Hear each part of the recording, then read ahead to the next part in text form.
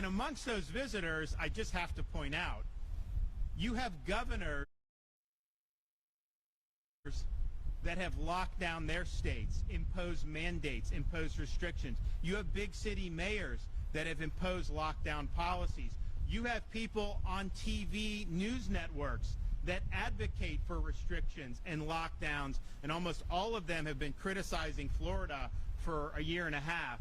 And yet many of them are part of our visitation figures coming down to Florida. You find them on the beach, you find them somewhere else at some resort, all the while they're treating their own people very poorly and criticizing us for treating people with respect and protecting their freedoms. So yes, there are a lot of those lockdown politicians that are reflected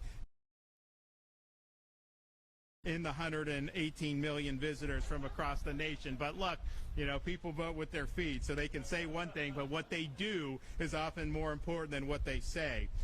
Our state now, because of all these numbers, we have the highest hotel revenues ever in the history of Florida, $17.3 billion in 2021 in hotel revenues. Total passengers at Florida's 19 airports grew by 80% compared to 2020.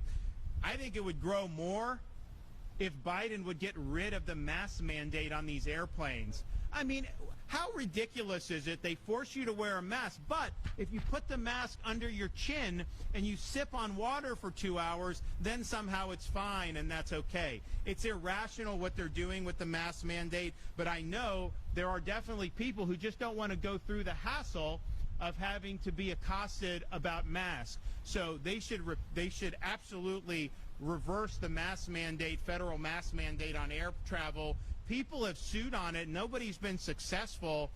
I think it's an irrational policy at this point, and hopefully they'll be able to. And how they treat these young children by